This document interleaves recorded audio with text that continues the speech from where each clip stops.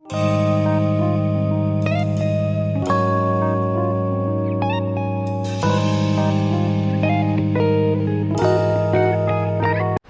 Dear students, मैं Ajay Pandit, Guda education of Guda Gorji Jhunjhunu, Pune online classes में आपका स्वागत करता हूं।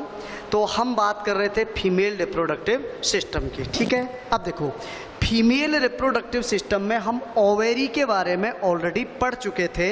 अब हम आगे सेकंड, मैंने बताया था कि सब फीमेल रिप्रोडक्टिव सिस्टम है ना, तो उसमें हम क्या है, ऑर्गन्स को कितने भागों में बांट रहे थे।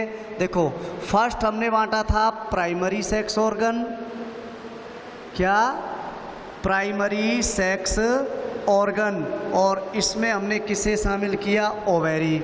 उसके बाद सेकंड अपन बात करें तो इनको हम क्या बोल देते हैं, एसेसरी सेक्स ऑर्गन, या इनको हम क्या कह देते हैं, सेकेंडरी सेक्स ऑर्गन, जिसमें अपने का क्या आ जाता है, देखो, ओविडक्ट, यूटेरस, वजाइना और एक एक्सटर्नल जेनाइटेलिया। क्या है, एक्सटर्नल जेनाइटेलिया, और इसमें आ जाता है वल्वा या भग। और उसके बाद थर्ड नंबर पर अपने बात करें तो अगर एक्सटर्नल जेनाइटेलिया को अलग भी लिखा गया कुछ बुक्स में, तो इसको थर्ड नंबर मान लेते हैं। और फोर्थ नंबर कुछ बुक्स में एक्सटर्नल जेना या वल्वा को एसेसरी सेक्स ऑर्गन में शामिल, तो वो इतना कोई मैटर नहीं करता, ठीक है ना। और थर्ड है अपनी क्या, एसेसरी ग्लैंड। इनमें मेमोरी ग्लैंड आ जाती है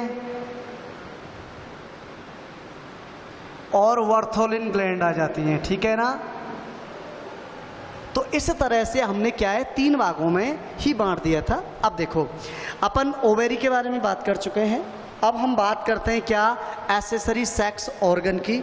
और एसेसरी सेक्स ऑर्गन की बात करें तो देखो, सबसे पहला फर्स्ट जो एसेसरी ऑर्गन होता है वो है नंबर 1, फैलोपियन ट्यूब।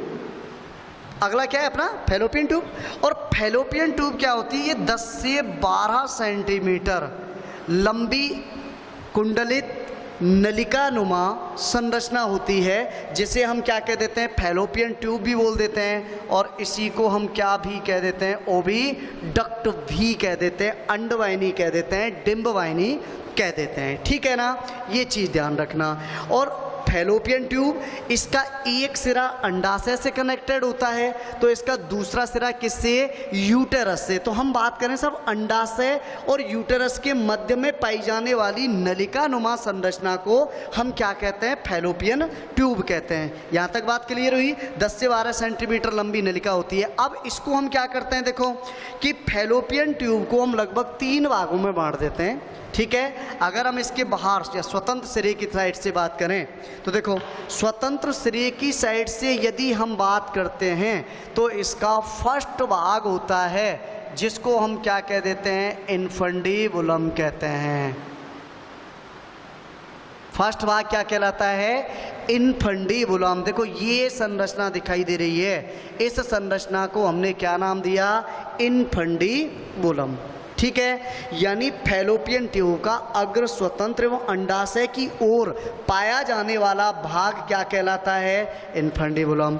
अब इस भाग में भी 2 प्रकार की संरचनाएं दिखाई देती हैं। देखो, एक तो ये छोटे छोटे उंगली समान प्रवर्ध दिखाई दे रहे हैं, छोटे छोटे उंगली समान प्रवर्ध इस तरह से दिखाई दे रहे हैं। इन छोटे छोटे उंगली समान प्रवर्धों को क्या बोलते हैं, हम फिम्बरी कहते हैं। क्या काम होता है इनका, देखो हम मान लेते हैं कि ये क्या है, अंडाणु है, और अंडाणु इस अंडाशय द्वारा उत्सर्जित किया गया, या हम बात कर लेते हैं, देखो यहाँ पर हम बात करें, ये अंडाशय दिखाई दे रहे हैं दोनों साइड में, ये अंडाशय क्या करते हैं, ये मीजोवेरियम है, और इस मीजोवेरियम की सहायता से ये अंडाशय ओवेरियन लिगामेंट, या ये है क्या, ब्रॉड लिगामेंट की पश्च सतह से चिपके होते हैं अंडाशय, ठीक है ना। यानी मीजोवेरियम की सहायता से ये क्या कहते हैं सब, ओवेरियन लिगामेंट या ब्रॉड लिगामेंट्स की पश्च। और ये मीजोवेरियम क्या होता है, पेरिटोनियम लेयर या पेरिटोनियम के फोल्ड से बनने वाली संरचना होती है क्या, मीजोवेरियम, जिसकी सहायता से अंडाशय, और यहाँ से जैसे ही इनसे क्या होता है साहब, ओव्यूम उत्सर्जित किया जाता है, जिसको हमने क्या नाम दिया था, ओव्यूलेशन कहते हैं। क्या कहते हैं, ओव्यूलेशन। अब सुनिए साहब, ये अंडाणु, अब जैसे ही ये अंडाणु उत्सर्जित हुआ, ये फिम्बरी तुरंत क्या होती है, कॉन्ट्रैक्शन, और ये क्या करती है, अंडाणु को इस तरह से पकड़ लेती है, पकड़ लिया, और धीरे धीरे धीरे धीरे क्या करेंगी, ये इसको अंदर, देखो लेकिन अंदर की तरफ, यानी ऐसे होता है, और ये अंदर की तरफ धकेलती हैं, यानी ये क्या करती हैं, सीलोम में पहुंचाती हैं। ठीक है, तो ये चीज़ ध्यान रखना, यानी इसको। अब देखो ये तो काम हो गया किसका, तो इसका मतलब फिम्बरी का मतलब क्या होता है सब, अंडाशय द्वारा उत्सर्जित अंडाणु को एक तरह से कैच करना, पकड़ना, और पकड़कर कहाँ तक, सीलोम या फैलोपियन ट्यूब के अंदर एंट्री कराना, एक चीज़। दूसरी बात, अब ये फैलोपियन ट्यूब में जाएगा, तो फैलोपियन ट्यूब में ध्यान रखना कि फिम्बरी, देखो एक चीज़ याद रखना, हम ऐसे कर सकते हैं, ये फिम्बरी है, और इन फिम्बरी के, या हम बात करें, मान लो इस तरह से फिम्बरी हो गई, और ये फिम्बरी के बीच में एक छेद होता है साहब। ठीक है, फिम्बरी चारों तरफ ऐसे हुई, और फिम्बरी के चारों तरफ क्या होता है, सॉरी, चारों तरफ फिम्बरी और बीच में ऐसा एक छेद दिख रहा है, ऐसे होता है। इस छेद को, तो देखो वो छेद ये दिखाई दे रहा, ठीक है, और इस छिद्र को हम क्या कहते हैं, एब्डोमिनल ऑस्टियम। क्या कहते हैं, एब्डोमिनल ऑस्टियम। चारों तरफ क्या होती है, फिम्बरी, और फिम्बरी इस ओव्यूम को किसकी सहायता से, ऑस्टियम के अंदर होके ही किस में एंट्री कराती हैं भाई, फैलोपियन ट्यूब या सीलोम में अंदर पहुंचाने का काम करेंगी, ये चीज़ ध्यान रखना। ठीक है, तो हम बात कर रहे थे किसकी, फैलोपियन ट्यूब की, और फैलोपियन ट्यूब तुम्हें पता ही है ये मुलेरियन डक्ट द्वारा डेवलप होता है। मुलेरियन डक्ट हम बात कर रहे थे, मेल रिप्रोडक्टिव सिस्टम में बताया था, एनिवेन द्वारा एंटी मुलेरियन हार्मोन स्रावित होता है, जो कि नर में अंडवाहिनी बनने को रोकता है। आगे बात ये, तो फैलोपियन ट्यूब किसके द्वारा निर्मित होती है सब, मुलेरियन डक्ट द्वारा। ठीक है, अब सुनो, सेकंड भाग है इसका क्या, ये रहा एम्प्यूला। देखो कि हम जैसे ही अंदर जाते हैं, तो अंदर इन्फंडिबुलम के जस्ट पीछे एक क्या है, फूला हुआ भाग पाया जाता है। और याद रखना, जब कोई ट्यूब किसी जगह से फूलती है तो उस भाग को हम क्या बोलते हैं, एम्प्यूला। तो यही सिचुएशन है, फैलोपियन ट्यूब इस भाग से क्या होती है, फूली हुई संरचना बनाती है, जिसे हम क्या कह देते हैं, एम्प्यूला कह देते हैं। याद रखना, एम्प्यूला भाई क्या होता है, देखो इसका मुख्य, ह्यूमन के अंदर फर्टिलाइजेशन साइट का काम किसके द्वारा किया जाता है, एम्प्यूला। देखो याद रखना, कुछ बुक में दिया गया है कि एम्प्यूला एवं स्थमस के जंक्शन पर फर्टिलाइजेशन होता है, लेकिन एनसीईआरटी में क्लियर मेंशन किया गया है कि फर्टिलाइजेशन प्लेस ह्यूमन में कौन होता है, एम्प्यूला। कुछ जीव होते हैं जिनमें हो सकता है स्थमस एंड एम्प्यूलरी जंक्शन पर फर्टिलाइजेशन होता हो, लेकिन ह्यूमन के अंदर कहाँ होगा, एम्प्यूला के अंदर फर्टिलाइज। तो इसका मतलब एम्प्यूला क्या है साहब, ये फर्टिलाइजेशन साइट होती है, याद रखना। ठीक है, अब सुनो नेक्स्ट, कि इसके बाद फैलोपियन ट्यूब का अंदर का एवं लास्ट थर्ड भाग है, जिसको स्थमस कहते हैं, लंबा कुंडलित भाग होता है, और ये स्थमस भाग है, यही क्या करता है, फैलोपियन ट्यूब को किससे, यूटेरस से जोड़ने का काम करता है, यानी गर्भाशय से जोड़ने का काम करता है, कौन, स्थमस। ठीक है ना, ये चीज़ ध्यान रखना। दूसरी बात कर लेते हैं हम, क्या जो फैलोपियन ट्यूब है ना, इस फैलोपियन ट्यूब की हिस्टोलॉजी की बात करें या उत्तकीय संरचना की, तो याद रखना इसमें 3 प्रकार की लेयर या संरचनाओं द्वारा बना होता है। सबसे बाहर सीरोसा, ये क्या है साहब, सीरोसा, और ये विसरल पेरिटोनियम द्वारा, देखो ध्यान रखना, ये किसके द्वारा, विसरल पेरिटोनियम द्वारा बना होता है, क्या, सीरोसा भाग। ठीक है, इसका अगला भाग देखो, इसको मान लेते हैं हम, ये रेड कलर का मैं दिखा रहा हूं तुम्हें, ये सेकंड भाग है। ये सेकंड भाग क्या है, मस्क्यूलर लेयर होती है, और जो कि अरेखित पेशियों द्वारा निर्मित होती है। और इसके बाद इसके जस्ट अंदर की तरफ देखो, इस तरह की पूरी संरचना,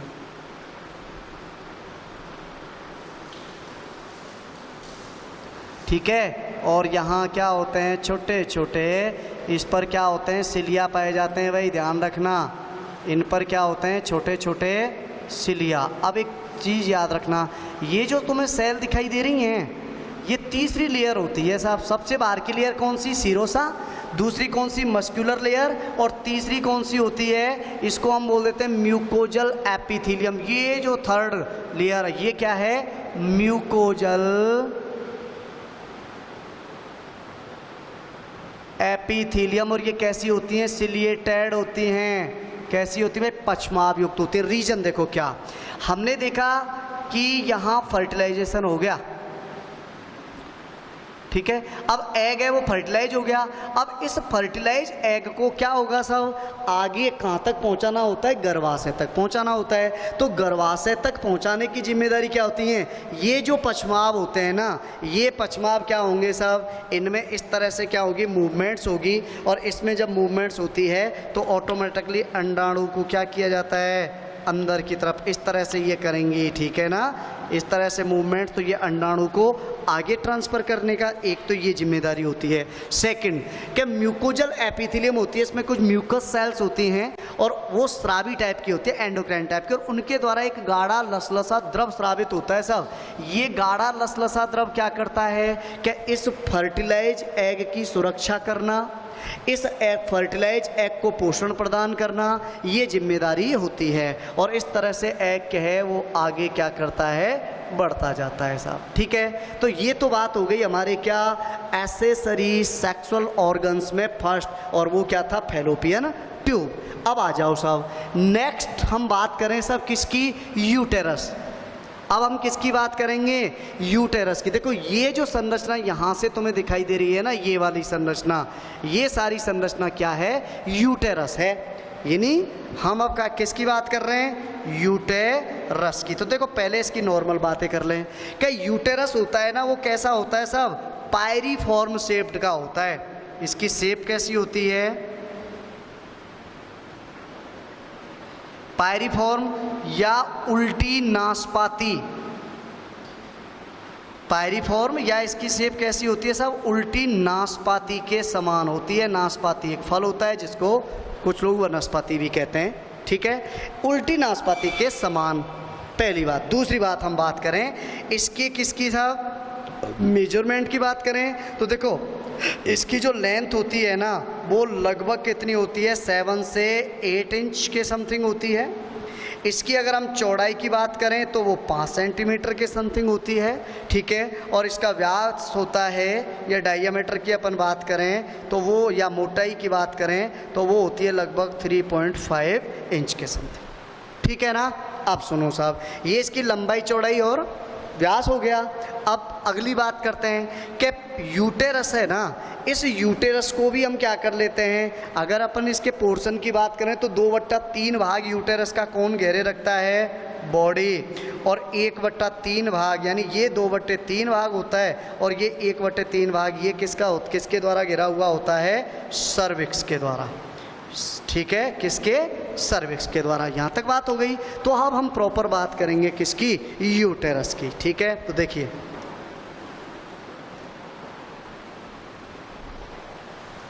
यूटेरस को हम बांट देते हैं क्या, 3 भाग, जिनमें सबसे पहले यूटेराइन फंडस। ये यूटेरस का गोल गुंबदनुमा भाग होता है, और जो फैलोपियन ट्यूब का स्थमस भाग होता है वो सबसे पहले किससे आकर जुड़ता है, इसी से आकर जुड़ता है। समझ गए ना। तो याद रखना कि गर्भाशय, इसको ध्यान रखना, बॉम्ब भी बोलते हैं, ठीक है, तो वोमन बॉम्ब भी कह देते हैं इसको, यूटेरस को।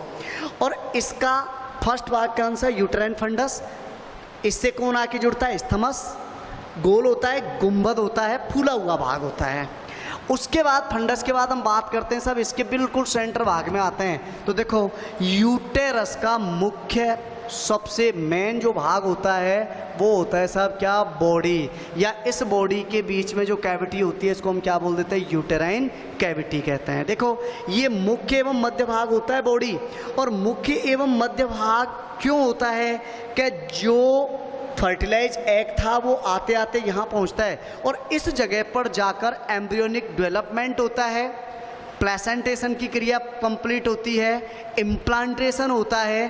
तो यानी गर्भ का या जो एम्ब्रियोनिक डेवलपमेंट होता है, तो एम्ब्रियोनिक डेवलपमेंट की सबसे मुख्य जो क्रियाएं होती हैं वो किस में संपन्न होती हैं? बॉडी में संपन्न होती हैं। ठीक है, ये चीज़ ध्यान रखना। अब सुनो, उसके बाद हम बात करेंगे कि आगे जाके गर्भाशय का जो बॉडी वाला भाग होता है वो आगे एक लंबी सक्रिय नलिका के रूप में आगे खुलता है। ये जो पतली लंबी नलिका या सक्रिय भाग होता है इसको हम बोलते हैं सर्विक्स।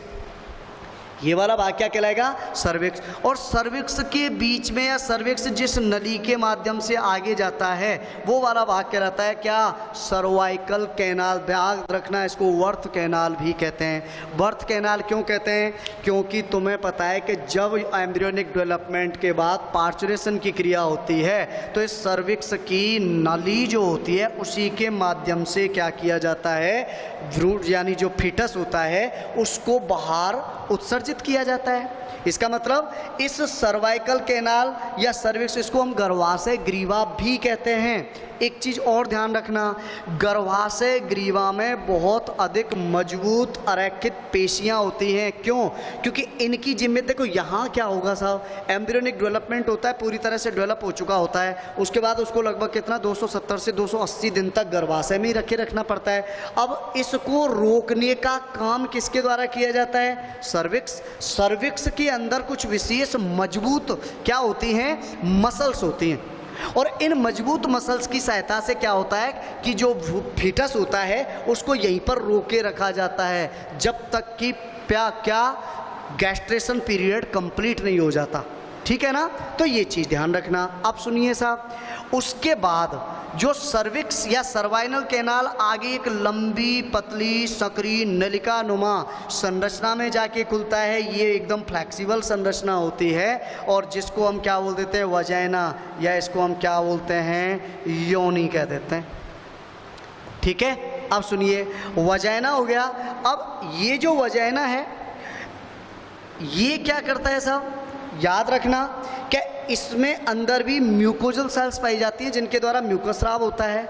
ठीक है, इसलिए वजाइना में भी क्या होता है? लसलसा पदार्थ पाया जाता है। और मुख्य कॉपुलेटरी ऑर्गन या हम कहते हैं मैथुन अंग,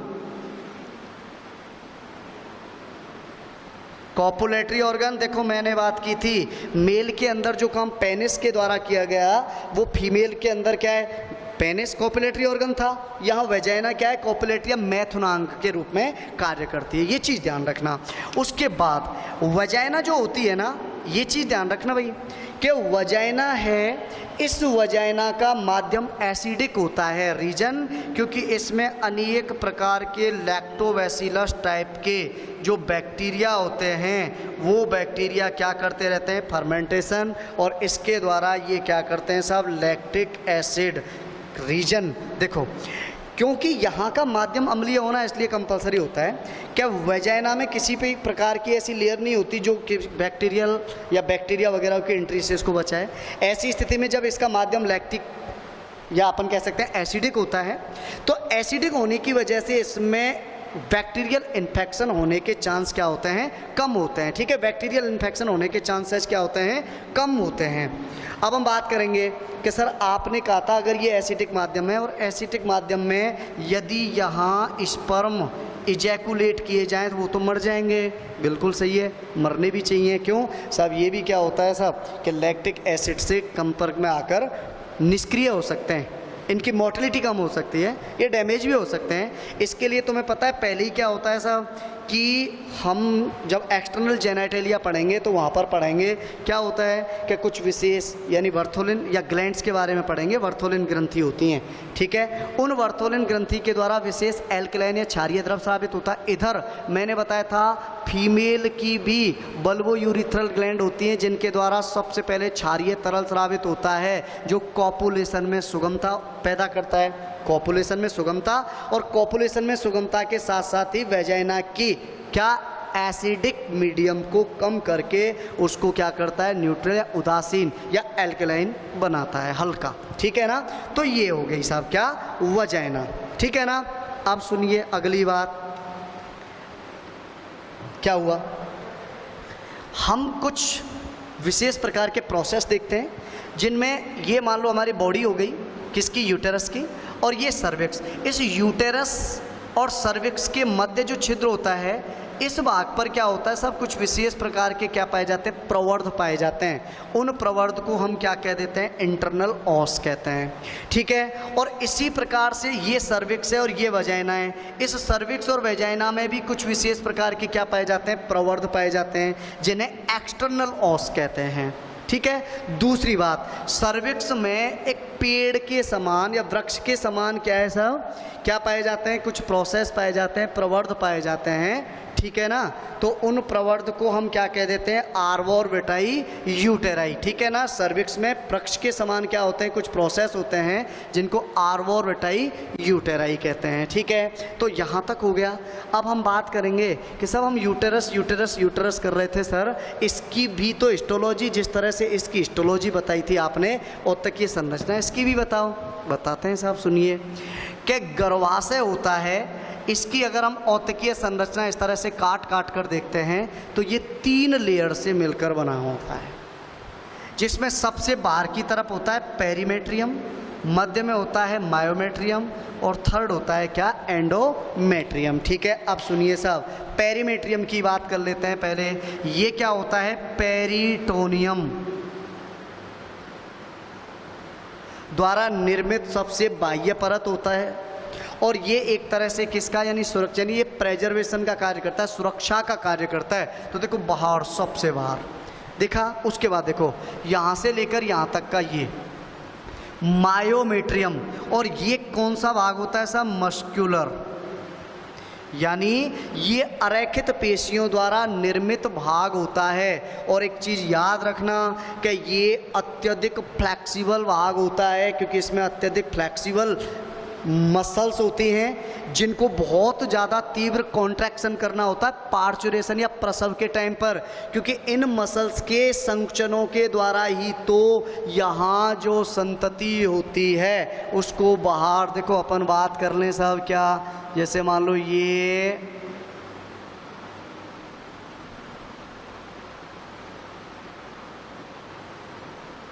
ठीक है, तो ये जो संतति है, यहाँ कॉन्ट्रैक्शन पैदा होंगे, तीव्र कॉन्ट्रैक्शन, तभी तो ये क्या होगा साहब, इसका क्या होगा, जन्म होगा। ठीक है, या पार्चुरेशन, प्रसव होगा।